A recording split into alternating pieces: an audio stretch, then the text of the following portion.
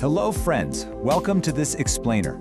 If you're an AI engineer or a solution architect building real-world GenAI workflows, let me tell you, the Claude Certified Architect Foundation, or CCA-F, is the absolute gold standard. Today, we're decoding the complete blueprint end-to-end. We're going to build a rock-solid mental model, taking you from basic agentic loops all the way to mastering the model context protocol. So, let's jump right in. Now, observe this disaster scenario carefully. Imagine you've built a beautiful enterprise multi-agent system, but suddenly your CI/CD pipeline hangs indefinitely, or worse, your system refunds the completely wrong customer. Why is this happening? Let's analyze. It happens because developers blindly trust vague prompt engineering instead of strict deterministic architecture. Listen carefully, friends. AI systems don't fail because the model isn't smart enough. They fail because the architecture built around the model is poorly designed. And that's exactly what we're fixing today. Here's our syllabus: Agentic architecture, tool design and MCP, Claude Code workflows, prompt engineering, context management, and finally, some crucial exam prep and anti-patterns. Let's start with Domain 1, Agentic Architecture and Orchestration. This right here is the exact heartbeat of your system, the agentic loop. It's a very, very important concept. Think of loop control like a strict traffic light. When you send a request to Claude, you must always strictly inspect the stop reason returned by the API. What happens internally? Well, if it says tool_use, you simply execute the tool and append the results. If it says end_turn, you terminate cleanly. This is the core control flow you absolutely have to master to build reliable systems. If you are sitting in an architect interview, the interviewer wants to see that you choose programmatic hooks, not prompt-based enforcement. Please, do not simply write a prompt telling Claude to format the refund safely. That's a very bad practice. You must use post-tool use hooks in your Python or TypeScript code to validate the data programmatically before moving to the next step. Deterministic workflows are completely mandatory in the enterprise world. Moving right along to Domain 2, tool design and MCP integration. Let's try to understand the three core model context protocol primitives you must absolutely memorize. Number 1, tools. These are active. They mutate state, like executing a bash script or updating a Jira ticket. Number 2, resources. These are passive. They expose read-only data, like a database schema. And number 3, prompts. These are reusable server-side templates. You must clearly know the exact difference between active tools and passive resources. You also need to know how to securely configure these MCP servers. We have project scope and user scope. Use project-level MCP.json files for your shared team tooling. This is exactly where you safely inject environment variables without ever hard-coding secrets into your codebase. But for your personal sandbox testing, always use the user-level scope in your home directory before rolling any tools out to your wider development team. Next up is Domain 3, Claude Code configuration. To succeed here, you need to completely master the configuration hierarchy. Claude Code intelligently looks for rules at the user level, the project level, and the directory level using claude.md files. So how do we optimize this? To save precious tokens and reduce context clutter, you should always use path-specific rules with glob patterns. For example, you should only load Python testing rules when Claude is actually looking at a file ending in test.py. It's a simple but incredibly powerful architecture choice. Another major concept: when do we use plan mode versus execution mode?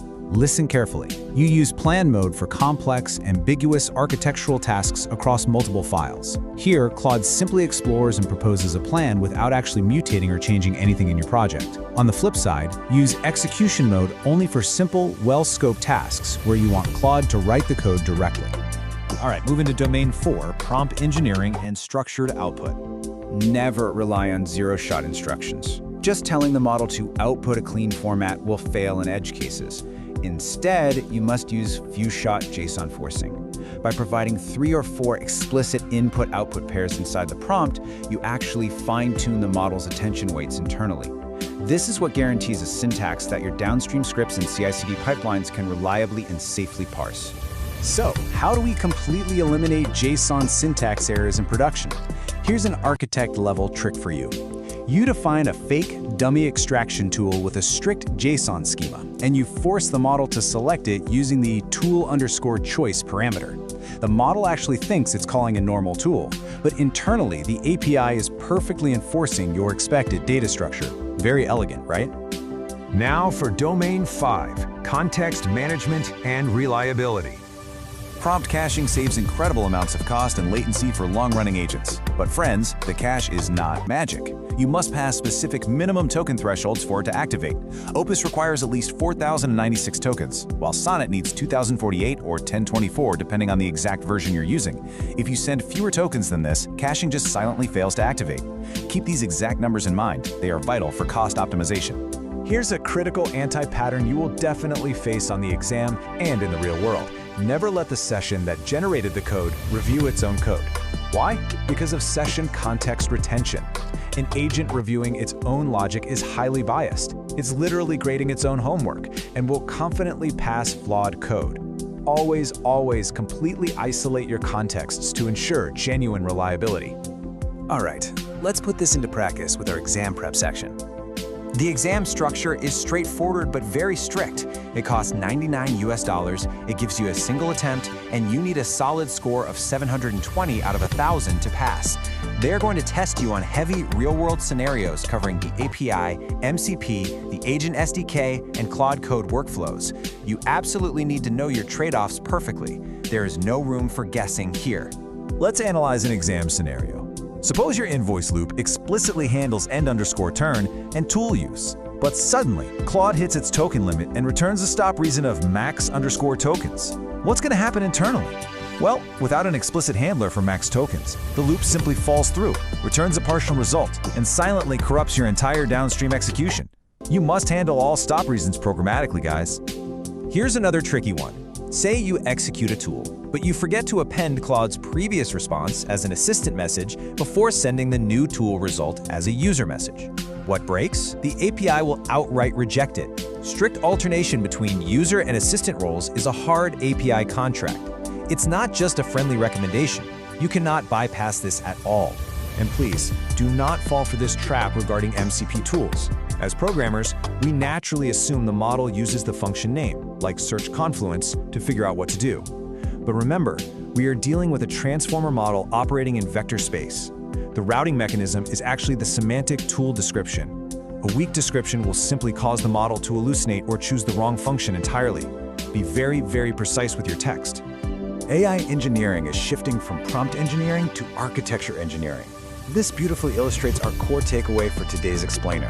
The industry is shifting rapidly. We're moving away from just typing clever prompts and moving toward true architecture engineering. We need to focus on building robust, resilient, and highly deterministic pipelines around these foundational language models. So I leave you with this final thought. When you build your next enterprise system, will you trust vague hand gestures from your AI, or will you build strict programmatic traffic lights? To pass the CCA-F, you must design systems that stop reliably on red lights. Review these 5 domains carefully, apply them to your own projects, and good luck on your architect journey.